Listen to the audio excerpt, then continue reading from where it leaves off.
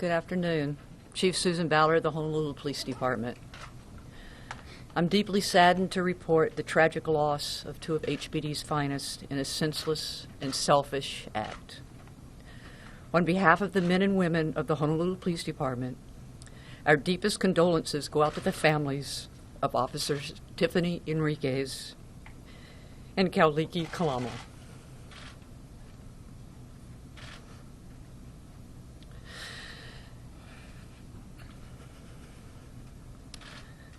The HPD Ohana grieves along with you and shares your loss. Just as a reminder that this is an ongoing investigation, and this is what we know now. This morning at 9 a.m., officers responded to a 911 call from a female who said that she needed help. The initial responding officer found a female who had been stabbed in the leg.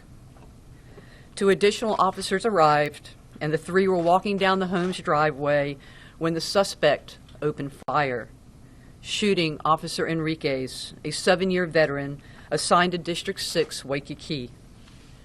Two other officers were forced to take cover as more officers arrived to assist.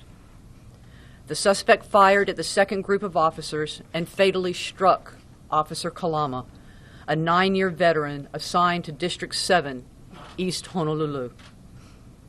More officers arrived, and shortly after, they saw thick black smoke coming out of the home. Several homes were engulfed in flames, and several more have significant damage. First responders are still at the scene, and it will likely take days to process the crime scene, including recovery of any remains. At this time, there are 3 persons who are unaccounted for, including the suspect. Jerry Hannell, in his 60s, has been identified as a suspect in the killing of the 2 officers and the stabbing of the female.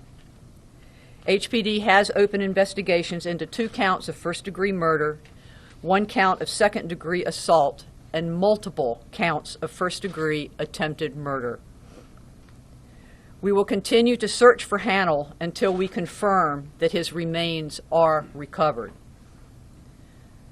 I'd like to take this time to thank the Honolulu Fire Department, Emergency Medical Services, Department of Emergency Management, FBI, and the Queens Medical Center, who showed nothing but aloha to our officers, as well as the mayor and his staff. At this time, I'd like to call upon Mayor Caldwell to say a few words. Good afternoon and aloha. Today, the City and County of Honolulu and the people of Oahu, almost 1 million strong, lost 2 members of their family. And we're grieving. About an hour ago, I got a chance to go down to about 75 of the officers in the 2 districts that responded, looked at their faces, and saw the emotion. This is a family, and people are grieving. You know, every day, men and women in blue get up in the morning and put on their uniforms and go to work. And officers Enriquez, Kalama put on their uniforms this morning, and they didn't get home. I'm so proud of our first responders, all of them who responded today. Over 200 men and women, Honolulu Police Department, Honolulu Fire Department, EMS, and others, and then our federal partners, all showed up to see what they could do to take care of their family. And as mayor of the City and County of Honolulu, I'm very, very proud of that. I was hoping that at my time as mayor, I would not have to see something like this occur. The last time was in 2003 when Officer Gaspar was killed by a gun. And then it goes decades before that. Chief Ballard and your entire team, you have the condolences not only of the people of the City and County who work at the City and County, but of all the people of Oahu and the state of Hawaii. Governor Ige has texted and called to express his condolences. And I've heard from mayors from around the country saying, how can we help? I believe that there is pain in much of our country today because of what occurred here. Thank you. And I'll be glad to take questions now. What are the ages, genders, and last known location of the other 2 unaccounted for? We only, at this time, 2 females, unknown ages, and so we don't want to speculate until we do a thorough search and also are able to go into the crime scene to confirm one way or the other. Their last known locations were there at that home? Yes, they were. In that same home? Yes. The officers who were shot have prior interactions with the suspect, and were they wearing bulletproof vests when they approached the scene? Yes, they did have prior. They knew of the suspect and had responded to that residence on several occasions and were, aware of him. And he had never acted out with the officers. And yes, they were wearing bulletproof vests. So were they struck in other areas of the body, or did? It was above the vests. Yeah. What type of weapon was used? At this time, we're unsure. I don't want to speculate. It probably is some type of long gun, but we really don't know. We haven't recovered the weapon. Was he known to have other weapons legally registered? I'm sorry. Did he have permits to own a gun? No, he did not. We did hear, and I don't know if it was shooting or it was ammunition that was going off during the height of the fire. Can you tell us anything about that? At this time, we're not positive, but you're right. It did sound like it was ammunition that was going off, and so that's why we had to be careful because we didn't want anybody to be struck with any if it in fact was ammunition that was going off. What's the latest update on the fire? It's Chief Neves. Fire's been Can you extinguished. please come up to the mic? Manuel Neves, Fire Chief, Honolulu Fire Department. The fire has been totally extinguished, so we're in the investigation phase now. So with law enforcement and fire investigation, we're conducting a search. How many units totally destroyed?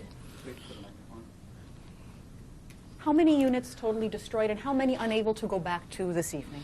Right now, we had 7 units, 7 homes totally destroyed, and multiple others with fire or smoke damage.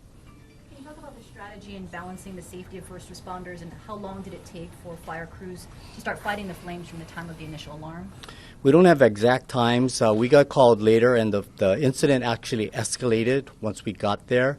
But we take our hats off to HPD to make sure the firefighters were protected at all times. We're very fortunate to have a police and fire department that work so well together. We had firefighters actively engaged in firefight, and they were surrounded and protected by police officers at all times. And Chief, you had a number of your units stacked up there, standing by. I talked to some residents on that street who were angry because they were saying, well, why doesn't the police department allow the firemen to go in and fight the fire? Because they were afraid they were going to lose the homes in their neighborhood. Well, of course, you have to make sure that the scene is safe enough for the firefighters to engage in the firefight. So we take our hats off, like I said, kudos to HPD to make sure that the firefighters will be safe when we fight the fire. So we weren't allowed in until we felt that we were safe. So whose call was that? That's HPD. And so, Chief, can you address that at all? Like Chief Neves said, if there were, in fact, what sounded like rounds going off, we can't put other public safety and our fire department in jeopardy because if they had gotten hit by one of those stray rounds, I wouldn't have been able to sleep at night. Chief Fallon, do you know how many people have been displaced by these fires? I don't have that number, but we did open a facility for them to go to, but they all chose to go and stay with family members, and the Red Cross was there as well to assist as needed. With this scene, with all this fire damage, it might be very difficult for officers to go in and actually do a thorough investigation. How are you approaching this? Once everything's cooled down and it's safe for the first responders to go in, then we'll go in, and they're trained to do this. They're trained to go through this type of situation and look for remains that may be there. And speaking of training, I can imagine the emotional toll that this has taken. Anything that your department is providing for the officers, for families, for the friends of your fallen officers? Absolutely. Our entire chaplain corps, responded to the scene. We made sure our dispatchers and communication were taken care of as well, because sometimes we forget about them behind the radio and they hear this and they don't know what's going on. We had our peer unit came out in force for the officers. And obviously, I also offered for any of the officers who were involved, I mean, that if they feel that they need to take, the 3 days admin leave, then that is open to them as well, and any other time that they may need. And obviously, we, want the officers to ask for whatever is needed. It's very difficult sometimes, but, at this time, it's not a time to be alone. Now's the time to reach out if we need anything. So seeing the response of all of our support personnel was just overwhelming. I mean, it touched my heart. Can you describe the situation regarding the suspect a little more? I mean, it seems like there's no active search for the suspect. At what point was that determination made, and how was that made, and why was that just not conveyed publicly? There is an active search going on for the suspect. Our CID is still actively looking for the suspect because we want to make sure that we confirm that if he in fact is not there, that we're going to continue taking whatever steps are necessary to protect the public. Chief, was a third officer also wounded? What other officers were wounded? Nobody else was wounded. And Yeah. let me also ask, besides the either additional shots that were being fired or perhaps ammunition that was popping in the flames, is it yet known whether an incendiary device or any kind of explosive is responsible or part of the arson component of this? That's still part of the investigation that we'll have to take a look at once the scene is safe for the officers to go in. And I just want to make one clarification that the last line of duty death was in 2012 with Chad Morimoto from Solo Bike. We did hear some booms during, the height of when all the ammunition was going off. Can you describe, what was going on at that time? I do not know at this time. It's going to be part of the investigation. And is there anything more on the two missing people that you can share with us? Were they residents in that home? At this time, they were in the home. That's still going to be part of the investigation. Is one of them the stabbing victim who was unaccounted for? No, the stabbing victim was taken to Queens. In what condition? I believe serious, but I'm not positive. And when you went to the hospital to visit with the officers' families, can you give us a sense of how they're dealing and trying to cope with this unimaginable loss? I really don't have any words to just. I mean,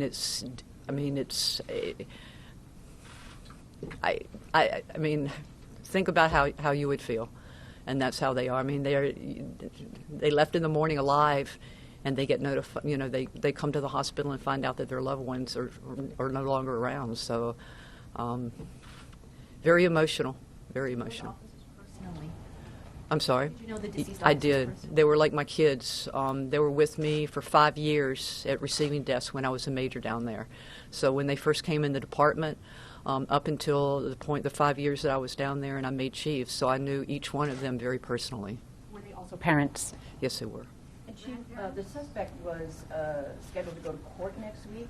The police have had dealings with him. Neighbors say a long list of TROs against him. Apparently, the neighbors say that he was, mentally unstable. Anything you want to address about that? About the limitations that the police have when they deal with cases like this? I mean, I think we all know that we really need, that's one of the weak areas in our social society right now, is dealing with the mentally ill. We see it in the homeless as well. And I think that's an area that really we need to move forward on and do a much better job with. Yeah. I'll take someone had a question over here. As far as the protocol for approaching a home in a situation like this, is it proper practice just for a single officer to respond to a call? There was not a single officer, and I'm not really going to discuss about the tactics that were taken. Do you have any messages for the public on what you recommend that they do? Do you need help from them? Obviously, we'll be giving out the photograph of the suspect. We are almost certain that he is in the house, but we don't know. If you do see them, please make sure you do not approach. Call 911. If you see anything suspicious, please call 911 and don't take anything upon yourself. And just please, tonight, tomorrow, pray for the officers and their families. We saw many good Samaritans, among them young teens included, helping other children out of the scene, and first responders, of course, doing the same. Are any of those unaccounted for minors? No. Thank you. Chief, did the shorthanded situation that the department have? Chief? I did want to add one thing on the shelter. So, we've opened up one shelter. It's Waikiki Elementary School. People have not taken advantage of it.